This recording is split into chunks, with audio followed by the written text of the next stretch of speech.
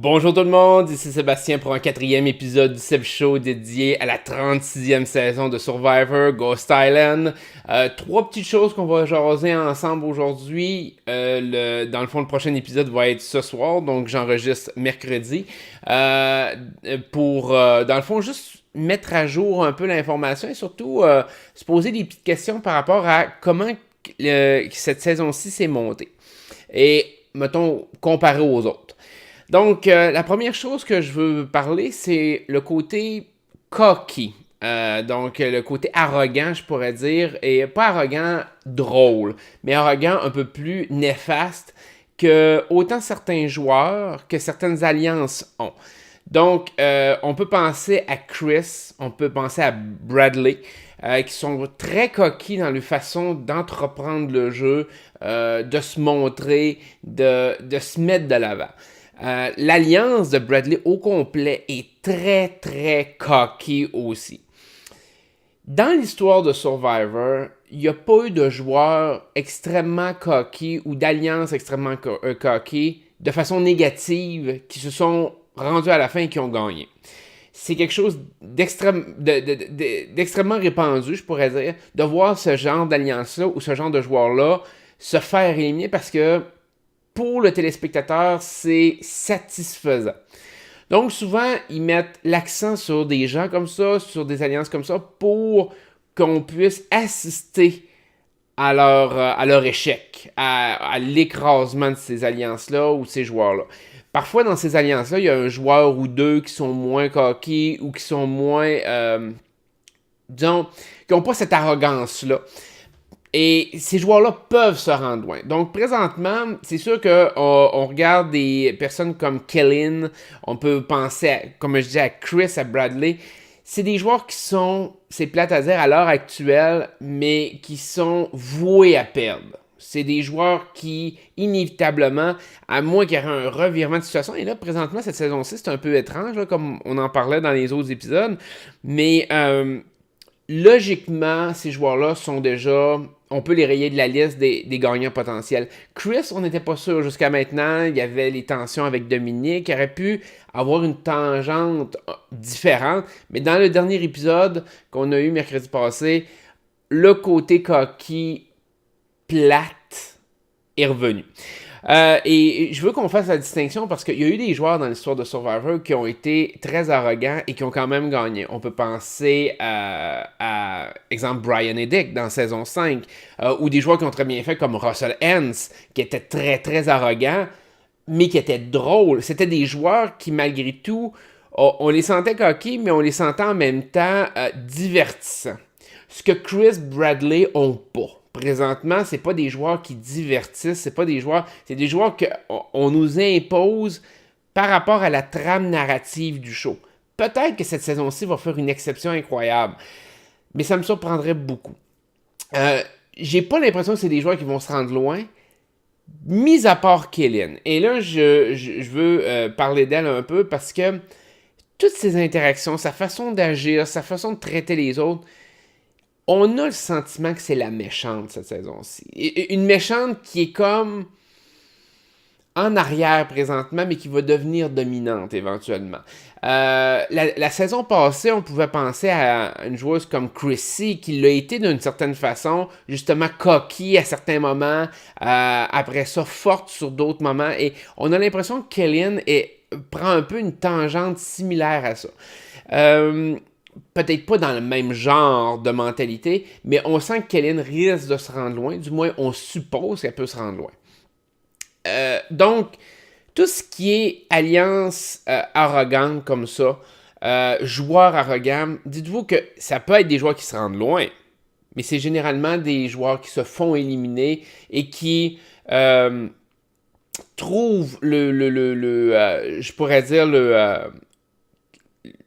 leur karma dans ça. Tu sais, que le karma vient s'occuper d'eux autres parce que Survivor aime créer ça. Qu'on le veuille ou non, Survivor a la distinction d'être une émission qui n'est pas en direct.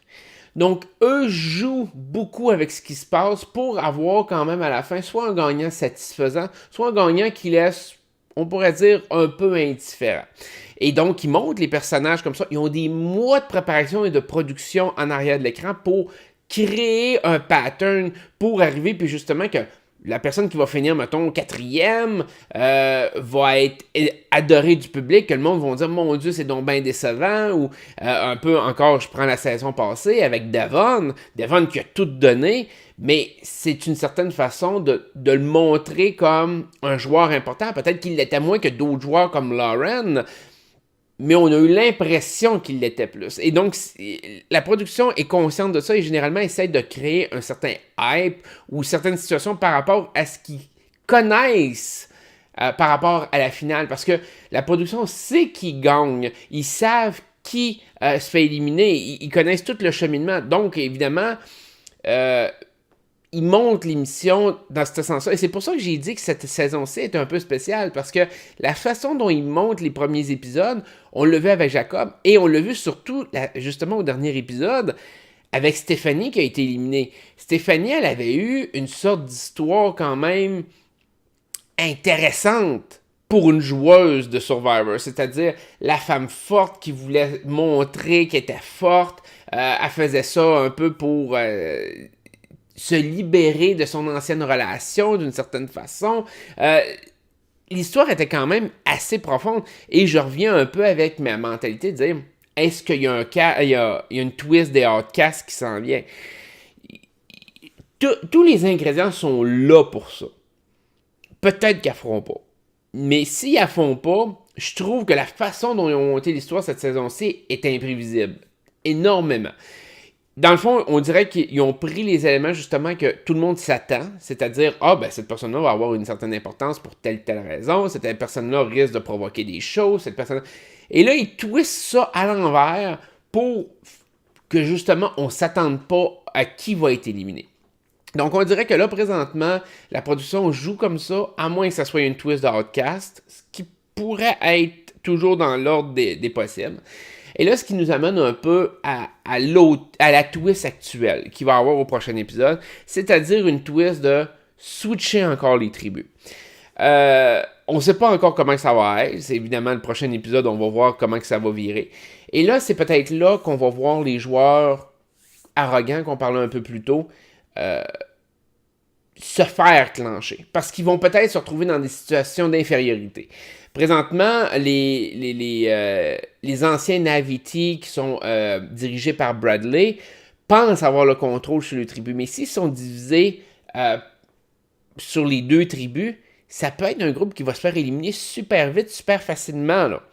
C'est de les imposer, dans le fond, ce qu'eux ont imposé aux autres, ce qui serait vraiment très karma, on pourrait dire. Et là, à ce moment-là, on peut se retrouver dans une situation où on prend la joueuse Kellyn, que je parlais, c'est pas une joueuse forte actuellement. Donc, ça peut être une joueuse qui peut s'en sortir facilement pareil dans une telle situation, parce que ça risque d'être la dernière joueuse de ce groupe d'arrogants-là. Un peu comme... Puis je veux pas comparer le côté arrogant parce que c'était pas le cas la saison passée, mais avec Mike, la saison 35, Mike était comme le dernier de sa tribu, donc il a réussi à survivre d'une certaine façon parce que le monde l'utilisait. Kellyn pourrait très bien se retrouver dans ce genre de situation-là. Donc, la twist était prévisible parce que les tribus avaient été mixées très tôt. Le fait de mixer les équipes très tôt, ça fait en sorte qu'ils veulent provoquer justement l'éclatement des alliances pour pas se retrouver dans des situations comme il y a eu énormément de saisons de Survivor, c'est-à-dire une alliance qui en mange une autre direct quand le merge arrive, donc quand les tribus sont rassemblées ensemble. En twistant, un joueur qui est un peu un outsider dans une alliance ou qui se sent en danger, on peut prendre comme Donatan, peut très bien se remixer avec d'autres tribus parce qu'il rencontre d'autres mondes, il peut aller dans d'autres alliances, il y a un potentiel, il y a une latitude où il y a des gens qui peuvent y faire confiance malgré tout en mergeant, en switchant les équipes très tôt. Et là, en les switchant encore, là, ils veulent créer quelque chose genre que ça soit pas prévisible. Donc là, de dire, OK, est-ce que les alliances tiennent encore? Les Naviti vont-ils arriver, se rassembler et dire, écoutez, là, c'est toutes les Naviti ensemble jusqu'à la fin? Logiquement, non. Moi, si j'étais un ancien Naviti qui est encore un Naviti, je regardais les 5 autres Naviti qui sont leadés par Bradley de l'autre côté. Je voudrais pas me réaligner avec eux autres. Quelque part, parce que je me dis, écoute, moi, je suis en infériorité en nombre.